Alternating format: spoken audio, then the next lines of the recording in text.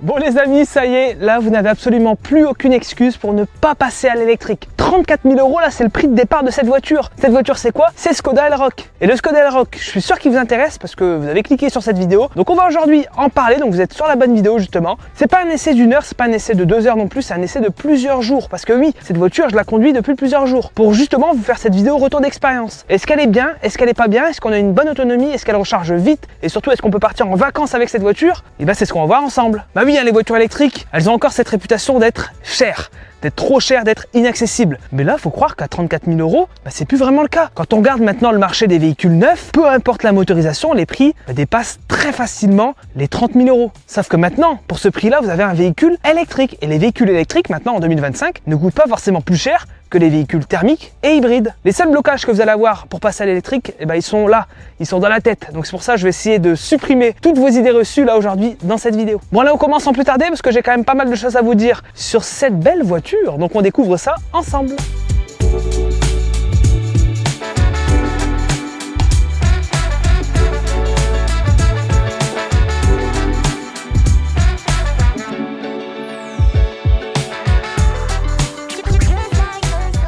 Bon, avançant quand même un petit peu de présentation autour de cette voiture. Le Skoda Elroq, qu'est-ce que c'est? Eh bien, c'est finalement un Skoda Enyaq, mais 15 cm plus court. Parce que oui, les dimensions sont à peu près identiques, juste au niveau de la longueur. C'est une version plus courte, plus compacte de l'Enyaq. Alors vous le savez, hein, dans le groupe Volkswagen, on a beaucoup de marques, mais on a aussi beaucoup de véhicules électriques. Mais beaucoup de véhicules électriques qui repassent sur une seule et même plateforme, c'est la plateforme MEB. La plateforme MEB, on la retrouve partout chez Audi, Volkswagen, Skoda, Cupra, etc. Et c'est une plateforme justement qui est plutôt réussie. Elle existe depuis un petit moment maintenant, mais elle a été améliorée au fur et à mesure du temps. Le but pour le groupe Volkswagen, c'est surtout de la rentabiliser. Donc cette plateforme se retrouve sur des véhicules d'accès comme celle-ci, mais aussi sur des véhicules beaucoup plus chers et haut de gamme, comme ce que pourrait être un Enyaq ou même un Audi Q4 e-tron. Ce qui est bien aussi, c'est que même si cette voiture-là, elle est plutôt accessible, bon, ça reste 34 000 € en prix de départ, ça reste une somme, mais ça reste quand même accessible, on a quand même des prestations qui sont pas du tout déconnantes, puisqu'on a à peu près les mêmes prestations qu'un Skoda Enyaq, donc du segment du dessus. On a les mêmes packs batterie et les mêmes puissances moteurs. Et d'ailleurs, avec cet Elroq, on a 4 versions. On a le Skoda Elroq 50, le Elroq 60, le Elroq 85 et le Elroq 85X, mais celui-là il arrivera un tout petit peu après. Il faut savoir du coup qu'on a 3 packs batterie disponibles sur cette voiture. En accès on a le pack de 55 kWh, c'est donc celle qui est disponible sur la version à 34 000 €. Ensuite on a un pack un peu plus gros de 63 kWh.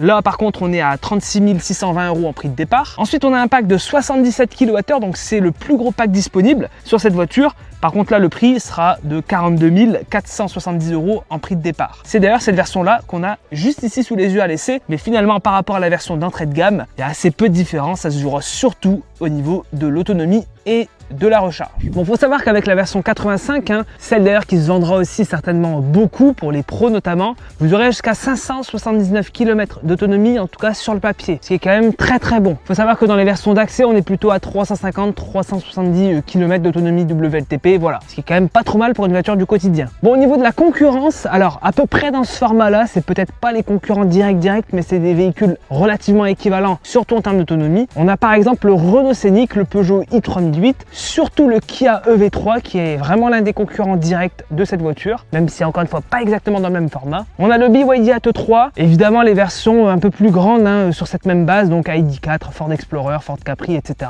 Voilà, même s'ils sont là aussi un poil plus chers. Le Volvo EX30 qui est là aussi l'un des concurrents principaux de cette voiture, tout comme le BMW iX1. On a aussi le Mini Countryman électrique et on a aussi le Kona électrique aussi par exemple. Bon, avant quand même d'aller un petit peu plus loin, on va quand même parler du design. Je sais que vous aimez cette partie-là, le design. Qu'est-ce que ça donne et qu'est-ce que j'en pense aussi? Autant à l'avant, on est en 2025. C'est très moderne, on a le nouveau style de chez Skoda d'ailleurs, qui est plutôt réussi avec ce double étage. Bon, alors tous les constructeurs font ça maintenant, mais on a les projecteurs principaux ici, les projecteurs de jour là-haut. Bon, par contre, c'est très sobre, une grande partie ici noire. Le logo Skoda maintenant qui est écrit en toutes lettres, fini le logo originel. Ici on a un style plutôt baroud, avec les plastiques noirs, les jantes. Donc on est ici sur du 19 pouces, mais surtout avec de très gros flancs Vous voyez les pneus, voilà, ont un très gros flanc, donc ça participe surtout au confort. Vous allez voir, c'est une voiture très confortable. Ici, voilà, on a la même partie là que sur le Skoda Enyaq. D'ailleurs, ça doit être les mêmes rétros, hein, visiblement, de ce que je vois. Chose un peu plus rare maintenant en 2025, c'est qu'on a ici une partie chromée. Voilà, on a cette partie-là. Il faut savoir que maintenant, encore une fois, c'est devenu assez rare. Pareil, hein, les baguettes de toit ici en chrome, c'est vraiment beau. Il y a un vrai soin apporté au véhicule. Bon les amis, aussi en termes de format, là vous voyez sur le côté, c'est hyper intéressant de voir justement que ce type de format là se répand de plus en plus. Vous l'avez vu, Kia EV3, Volvo EX30, c'est vraiment des formats, des styles de carrosserie très proches, très similaires par rapport à ce Skoda Elroq. Donc vous voyez, rien de bien fou, hein. On remarque vraiment que c'est juste un Enyaq coupé, mais voilà, il y a un style plutôt réussi, plutôt assez voilà, dynamique. Par contre, vous voyez, on retrouve vraiment les traits de l'Enyaq, hein, ici avec les feux surtout qui sont d'ailleurs identiques, hein, repris de l'Enyaq. Les panneaux de carrosserie, hein, les découpes, etc. D'ailleurs, moi, ce que je lui reproche surtout, c'est à l'arrière. Il paraît vraiment daté, en fait, au niveau du design, du style. Et c'est dommage que maintenant, beaucoup de véhicules proposent des designs plutôt modernes, plutôt futuristes. Ici, on retourne un peu dans le passé, vous voyez, avec les feux assez classiques, hein, le bouclier en plastique brut. Pareil pour le béquet, hein, c'est du plastique brut. Donc bon, certes, c'est un véhicule qui doit coûter moins cher, mais quand même, ça fait limite un peu plastoc, hein. C'est dommage quand même. J'aurais aimé une présentation un peu plus soignée, un peu plus moderne, c'est ce que je lui reproche surtout. Sachez qu'en gros, c'est un véhicule totalement banal. Au niveau du style, il n'y a rien d'extraordinaire, vous passerez inaperçu dans la rue. Bon, parlons quand même de l'intérieur de ce Skoda Elroq. Alors, je m'installe, et ce qu'on remarquera, c'est qu'en s'installant, la voiture démarre. Ça, c'est vraiment bien, pas plus besoin d'appuyer sur un bouton start and stop, etc. Regardez un peu, ça vous rappelle rien? Eh ben si, c'est celui de l'Enyaq, c'est la même chose. C'est identique, ils se sont dit, bon les gars, faut faire une nouvelle voiture, mais on dépense pas beaucoup d'argent, et ben on reprend l'intérieur de l'Enyaq, c'est logique, c'est un mini Enyaq. Voilà. Donc on a le même volant, la même disposition des éléments, de la planche de bord, avec cette nouvelle dalle. Justement, c'est vraiment bien d'avoir l'intérieur de l'Enyaq, puisqu'on aurait pu se dire que justement ils allaient nous mettre un intérieur beaucoup plus léger, beaucoup plus low cost, moins cher. En fait, pas du tout. Comme on a les mêmes éléments, ça fait vraiment plaisir. On a ici une partie un peu rembourrée, un style tissu. Là-haut, du plastique aussi rembourré. Ici, une partie plastique brillante. La même console centrale avec ce même bouton, un drive neutre et reculé. On a les portes bidons, chargeur à induction juste ici, les raccourcis pour la climatisation, les rangements et le petit accoudoir, hein, totalement réglable aussi pour être hyper à l'aise à la conduite. Les sièges aussi, je vous montre, regardez, plutôt bien fait, plutôt bien présenté. Donc du coup, si on compare un petit peu par rapport aux concurrents, je pense au Volvo EX30 et au Kia EV3, on est vraiment dans un mélange des genres. Autant le Kia EV3 lui fait très vieillot dans la présentation avec une tonne de boutons partout, et autant le Volvo EX30 lui propose une proposition justement très moderne. On a un seul écran et pas du tout de boutons. Ici on est dans un entre-deux, on a juste les boutons qu'il faut, voilà, rien de plus, rien de moins, et surtout la grande tablette. D'ailleurs on pourra en parler rapidement, c'est la nouvelle interface, donc très réactif, ça marche bien maintenant, l'ergonomie est toujours à désirer. Voilà, on a des boutons ici, on sait pas trop, parfois on cherche les fonctions, on a un raccourci ici, on a des raccourcis en bas, on a la climatisation ici, mais par contre si on veut entrer dans le menu climatisation, il faut aller dans le menu climatisation qui est présent dans le menu, il n'y a pas de raccourci juste ici. Donc voilà, c'est pas forcément très évident au premier abord. Maintenant on a tout ce qu'il faut, le CarPlay, l'Android Auto marche très bien, les raccourcis sont quand même plutôt pratiques une fois qu'on comprend vraiment le système, une fois qu'on est à l'aise avec, et surtout aussi on a le petit planificateur d'itinéraire. D'ailleurs il faut que je rentre à Paris, donc on va voir un peu ce que la voiture me dit pour aller jusqu'à Paris. Donc vous voyez, hop, Île-de-France, et là vous voyez ce qui est génial, c'est que la voiture annonce l'autonomie à l'arrivée, 36% là si je pars maintenant de 3 pour aller jusqu'à Paris, 36% à l'arrivée, 2h41 de route, voilà, moins de 200 km, ça c'est génial. Et s'il y a des arrêts recharge, la voiture va planifier les recharges. Donc elle a tout d'une grande, on a toujours aussi le même petit écran juste en face, avec toutes les informations, c'est clair, c'est lisible, franchement c'est top. L'ergonomie est plutôt bonne, en tout cas bien meilleure que dans celle du Volvo EX30. Bon, au niveau des contreportes par contre, bon, c'est pas trop mal présenté. Moi la partie qui me dérange le plus c'est cette grosse partie en plastique. Vous voyez, c'est assez brut, assez simple, c'est dommage. Alors avant d'aller à l'arrière, je règle mon siège à ma taille et vous le voyez que c'est un siège manuel, hein, c'est pas du tout électrique, c'est dommage. Bon là, ils nous ont quand même viré 2-3 petites choses pour faire des petites économies. Et d'ailleurs, hein, le côté Simply Clever de chez Skoda, il est toujours bien conservé, hein, vous le voyez, on a le parapluie toujours intégré dans la contreporte. Déjà on commence, parce qu'on est habitué, chez Renault notamment, on a tendance à nous négliger les contreportes arrière. Souvent chez Renault on est en classe affaires à l'avant et classe éco à l'arrière. Ici c'est classe quand même affaires à l'arrière, vous voyez on a les mêmes matériaux, c'est assez rembourré. toujours ces plastiques. Par contre, ici en haut, c'est du plastique, hein, pas de plastique mou. Et à l'arrière, regardez, on est très bien. Bon là, le siège est réglé à ma taille, hein, je fais 1m73, donc je suis pas très grand. Mais admettons, si vous faites 1m80 devant et derrière, ça ira largement. On est bien, c'est confort. C'est bien pensé en termes de format, hein. C'est là aussi équivalent à le X30 et au Kia EV3. Ici, on a toujours le côté Simply Clever chez Skoda. Vous voyez les petits rangements intégrés. Siège chauffant quand même à l'arrière, hein. Vous voyez, on a de l'espace même à la tête. Donc clairement, cette voiture, honnêtement, je vais être franc, hein, c'est un mini coup de cœur quand même. Moi, j'adore. Et le côté Simply Clever qu'on va retrouver derrière. Déjà, le haillon est électrique. Et regardez, on a quand même un très grand espace de rangement. On peut mettre les sacs, etc. Même un range-bouteille ici. On a un filet en plus, des filets juste ici. Bon, tout ça, c'est de l'accessoire, évidemment. Des rangements aussi juste là avec des protections pour éviter que tout tombe. Voilà. Petit élastique ici, côté Simply Clever. Là, quelque chose que j'aime beaucoup, c'est le range câble pour le Type 2 qui est accessible juste là. Ça, c'est vraiment super pratique au niveau de la plage arrière. Vous voyez, quand je vous dis que Skoda, vraiment, il ne blague pas du tout. Donc, vous voyez, on a un petit hamac, hop, ce qui crée une sorte de deuxième étage. Vous pouvez ranger 2-3 petites bricoles en plus supplémentaires juste là. C'est la première fois que je vois un coffre aussi riche en termes de rangement et de petites fonctions. C'est pas fini, on a un rangement juste ici aussi pour le câble domestique par exemple. Bon, faut savoir que tout ça, hein, effectivement, c'est une version qui coûte un petit peu cher, elle est à 40 000 €. Mais il faut savoir que vous avez tous ces équipements aussi dans les versions les plus entrées de gamme. Bon, ça sera des petites options en plus, mais en termes de format, de présentation, de finition, ça sera la même chose. Donc ça, c'est vraiment excellent. Bon, maintenant, prenons le volant pour voir si, là aussi sur la route, c'est excellent ou non. Allez, c'est parti. Ce que j'aime déjà dans cette voiture, c'est sa simplicité. On n'est clairement pas dans une voiture complexe à utiliser. Vous voyez, on monte, ça s'allume. Un couvert le bas, drive, et là, c'est parti. Voilà, la voiture avance, donc ça, c'est top. Ce qu'on notera tout de suite, regardez, c'est l'avantage de cette voiture et de cette plateforme, c'est le rayon de braquage. Regardez, là, je vais faire demi-tour ici. On braque à fond, ça braque extrêmement bien. On fait un demi-tour limite sur soi-même. C'est vraiment un kart, cette voiture. De façon générale, ce format-là, c'est génial. La voiture est très compacte et finalement, on passe partout. Oui, parce qu'on a à moins de 4,50 m de long pour 1,88 m de large. Il faut savoir en plus qu'on a un excellent agrément avec cette voiture. Donc ici, on a 286 chevaux. Bon, il faut savoir que les 286 chevaux, par contre, c'est valable uniquement là pour cette version avec grosse batterie. Si vous prenez les versions avec les plus petites batteries, là par contre, vous aurez plutôt 170 ou 204 chevaux hein, selon le pack que vous prenez. Et ce moteur-là de 286 chevaux, il a un excellent agrément. Il marche très bien. Il a vraiment beaucoup de peps et on le retrouve partout. Même dans la i17 par exemple, c'est le moteur de 286 chevaux. Donc ici clairement sur le Skoda Elroq, on se fout pas de notre gueule. Je vais vous le dire comme ça en direct. D'ailleurs, je vais vous montrer un petit peu, on va faire un petit test de démarrage. Donc je me mets juste ici, on va se mettre en mode sport, tiens. Pied sur le frein, on accélère à fond et on lâche tout.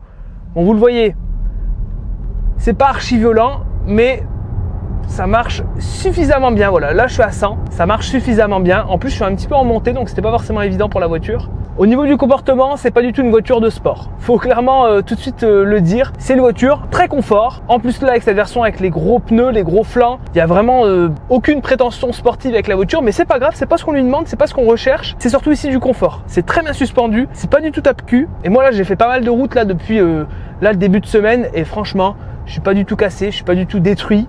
On est bien dans les fauteuils, on est bien installé, l'ergonomie est bonne, tout tombe bien sous la main. Il manquerait peut-être juste un tout petit soutien lombaire un peu plus prononcé. Voilà, là c'est vraiment pour titiller un petit peu la voiture. Donc voilà, encore une fois, même plateforme. Donc au niveau des consommations, qu'est-ce que ça donne? Et de l'autonomie avec cette voiture, qu'est-ce que ça donne? Et bien là, j'ai de la vraie data à vous donner, j'ai des vrais chiffres à vous donner. Là, j'ai fait un test qui fera d'ailleurs le sujet d'une vidéo qui est peut-être pas encore sortie, mais qui sortira, où je vide la batterie de 100% jusqu'à 0% pour voir l'autonomie réelle de la voiture. Globalement, ce que je peux vous dire, c'est que sur le réseau secondaire, on descend très facilement à 15 kWh au 100. Donc là, dans ces conditions-là, ça nous donnera plus de 400 km d'autonomie en réel avec la voiture. On sera voilà à 450, voire même 500 dans les bonnes conditions. Donc par exemple en été, etc. Parce que forcément l'été, les voitures électriques consomment moins. Vous êtes sûr d'avoir 450-500 km garantie sur route. Donc ça, c'est quand même génial. Et sur autoroute, là, sur l'autoroute, bon, on est sur une consommation qui s'envole beaucoup plus rapidement. Bon, on n'est pas vraiment surpris. On est habitué justement à voir ce typage-là hein, sur la plateforme MEB du groupe Volkswagen. C'est-à-dire que c'est plutôt efficient en ville et sur route. Par contre, sur autoroute, c'est un peu moins efficient. Moi, lors de mon essai, j'étais à 24 kWh au 100 sur autoroute. Donc là, on aura 300 km réels avec cette grosse batterie. Bon, faut le savoir, hein, chose est sûre, c'est que avec les versions de plus petite capacité de batterie, donc 50 et 60, vous n'aurez évidemment pas ces autonomies-là. Faut vraiment le préciser. Donc voilà, donc peut-être que je ferai un test un petit peu plus tard dans l'année pour ces versions-là, donc plus petite batterie. Mais sachez que là, je pars vraiment de cette version grosse batterie. cette version 85 qui sera à mon avis la version qui se vendra le plus parce que les gens veulent de l'autonomie. Les gens veulent des grosses batteries pour avoir justement le maximum de polyvalence. Surtout l'hiver, parce que l'hiver, la voiture va consommer plus. D'autant plus si vous activez le préconditionnement de batterie pour aller sur une station de recharge, ça va augmenter les consommations. Et donc là, les 24 kWh au 100 vont plutôt se transformer en 26, 27, voire même 28 kWh au 100 très facilement. On l'avait déjà vu sur cette plateforme. C'est une plateforme qu'on connaît bien, elle existe depuis plusieurs années. Donc maintenant, il n'y a plus aucun secret pour nous. C'est une plateforme qui peut s'avérer être plutôt inefficiente dans les mauvaises conditions. Vous le voyez là sur mon trip de presque 700 km, on est à 19,4 kWh au 100 de conso. Bon, je précise, c'est à 70% de l'autoroute. Voilà. Mais au moins, vous avez un ordre d'idée de ce que ça donne. D'ailleurs, pendant qu'on parlait de l'autoroute, c'est une voiture aussi qui justement est aussi faite pour l'autoroute. Il y a beaucoup de pros qui me regardent et qui vont avoir cette voiture-là en voiture de fonction. Moi, je vous conseille quelque chose, c'est prenez les aides à la conduite. Prenez le Travel Assist qui est disponible dans cette voiture puisqu'il est génial, il marche très bien. Sur autoroute, vous avez le centrage automatique dans la voie. Donc tout se gère avec le petit commodo derrière le volant. Donc la voiture se centre elle-même, ça marche très bien. Tout ça est combiné au régulateur adaptatif, donc il va se baser sur la voiture de devant pour réguler la vitesse. Donc c'est très efficace et c'est l'un des meilleurs systèmes du marché. En plus, dans les bouchons, la voiture, vous pouvez choisir de la mettre plutôt à droite ou plutôt à gauche pour laisser les motos passer au milieu en interfile. Ça, c'est quelque chose d'assez unique aussi sur le marché. Et il est très complet, vous avez toutes les fonctions, très efficace. Pour moi, le seul défaut, c'est la détection des mains. Il détecte très mal les mains, donc finalement, la voiture vous rappelle souvent de bouger un petit peu le volant pour montrer que vous êtes bien présent. Pour moi, c'est l'un des défauts les plus chiants quand on roule sur autoroute avec la voiture, chose qu'on ne retrouve pas par exemple dans le Kia EV3. C'est un petit peu du vu et du revu ce que je vous dis là, parce que cette plateforme, elle date quand même déjà depuis un petit moment. Mais au niveau de la régénération d'énergie, alors ici, on n'a pas de mode one pedal. Par exemple, là, je suis en ville, vous voyez, je suis à 30 km/h. Là, si je relâche, bon, on a de la régénération d'énergie. Mais vous voyez, ça ne va pas jusqu'à l'arrêt. Ça rampe là jusqu'à environ 5-6 km/h environ. Voilà. Et pour finir de freiner, il faut utiliser le frein classique. Voilà. Il faut savoir qu'on a simplement un mode D et un mode B. Bon, le mode B, lui, est réglable sur plusieurs niveaux. Il y a même un mode automatique. Donc ça, c'est plutôt bien. Le mode D, c'est finalement un mode roue libre. Vous voyez, là, je suis en mode D, je relâche. Je suis en roue libre. Donc, c'est pas la meilleure régénération d'énergie du monde. Si vraiment ce point-là, c'est hyper important pour vous, prenez plutôt le Kia EV3 qui, lui, a le e-pedal 3.0 qui est beaucoup plus sophistiqué que là, ce système D et B chez Volkswagen. Maintenant, pour moi, c'est pas un critère vraiment si important que ça. Je sais que certains d'entre vous veulent absolument la One Pedal. Sachez que vous l'aurez pas ici. Il faudra aller vers la Kia. Parlons maintenant donc de la recharge. Donc là, je suis chez Ionity. Bon, alors chose à savoir avec cette voiture, c'est qu'on prend jusqu'à 175 kW de puissance en courant continu. Bon, moi, je les ai pas vraiment pris. J'ai pris 145 kW, 150 même au maximum avec la voiture lors de mon test sur autoroute. Donc mon trajet autoroutier avec la voiture. Donc j'aurais aimé avoir un petit peu plus. Je pense qu'on pourra les atteindre en étant vraiment dans de bonnes conditions lorsque la batterie sera vraiment dans de bonnes plages de température, parce que ça joue énormément. Bon, au moins on a le préconditionnement de batterie qui s'active soit via le planificateur, soit manuellement dans l'écran. Donc ça, c'est top. Pour voyager sur le long trajet, c'est essentiel, surtout l'hiver. Globalement, au niveau des durées de recharge avec cette voiture, on est à 28 minutes pour une recharge de 10 à 80%. Donc moi, c'est ce que j'ai mesuré dans la vraie vie, c'est bien ça. Donc c'est correct, c'est pas mauvais, c'est pas excellent, mais on voit que les concurrents directs, donc le X30 et le Kia EV3 ne font pas forcément mieux, clairement, que là, ce Skoda Elroq. Sachez que moi, par exemple, sur une recharge de 30 minutes, j'ai récupéré 61 kWh, donc plus de 200 km d'autonomie sur l'autoroute. Donc c'est pas trop mal. Maintenant, c'est vrai qu'on aimerait avoir, pourquoi pas, du 800 volts à l'avenir là-dessus pour avoir des recharges maintenant en moins de 20 minutes. C'est ce qui se fait sur le marché. Moins de 20 minutes pour passer de 10 à 80%, ça serait quand même beaucoup plus confortable. Parce que c'est vrai qu'arrivé à un moment, quand même, on attend un petit peu la recharge. Une fois que ça dépasse 20-25 minutes, ça commence à être un petit peu long. On commence à attendre la voiture et c'est pas forcément hyper agréable. Bon, passons à la conclusion donc de cette vidéo. Est-ce qu'il faut acheter ou pas ce Skoda Elroq? Est-ce que c'est une bonne voiture électrique? Eh bien, globalement, oui, c'est une bonne voiture électrique. Vous l'avez vu, c'est un mini Enyaq, ou alors, si on le voit à l'inverse, une grosse ID.3. Donc, on a toutes les qualités, mais aussi tous les défauts du coup qu'on connaissait déjà sur cette plateforme. Donc, c'est une plateforme qui est bonne, qui est pas mauvaise, qui est pas excellente. Elle est bonne, elle est assez moyenne. C'est efficace, clairement. Donc, si vous comptez vous la procurer en voiture justement pro ou perso, vous ne serez pas déçu, surtout au prix auquel elle est vendue. Parce que ça, c'est quand même le gros point fort de cette voiture, c'est le prix de vente. Souvenez-vous, il y a encore quelques années, les voitures électriques coûtaient cher. Maintenant, c'est plus vraiment si cher. On commence à 34 000 €. Voilà, pour un véhicule de ce segment-là, avec autant de prestations, autant d'équipements, c'est quand même très bon tarif. Si on parle aussi des concurrentes, donc de la Kia EV3 ou du Volvo EX30, moi personnellement je trouve que ici c'est un peu un mélange. Finalement c'est un peu la version la plus homogène, c'est un peu la meilleure version. Le EX30 avait pas mal de défauts, pas mal de bugs d'ailleurs qui subsistent encore aujourd'hui. Et le Kia EV3 lui il a d'autres défauts comme l'ergonomie assez moyenne et les tarifs pas forcément non plus très intéressants. Ça monte vite quand même très rapidement au plus de 40-45 000 euros facilement avec le Kia EV3. Tandis qu'ici on reste dans des tarifs beaucoup plus contenus avec des équipements très bien fournis. Maintenant le Kia EV3 lui il sera plus efficient et j'ai envie de dire peut-être un peu plus abouti au niveau de la plateforme et des prestations générales. Mais voilà, ça c'est vraiment pour titiller un petit peu. Donc voilà, j'espère que cette vidéo vous a plu. Moi je termine ma petite recharge et nous on se retrouve dans une prochaine vidéo. Il y aura une seconde vidéo avec ce Skoda Elroq, l'autonomie comme je vous l'ai dit de 100 à 0%. Elle devrait vous plaire donc je la mettrai en description une fois qu'elle sera disponible. Allez, à la prochaine, c'était Max. Ciao.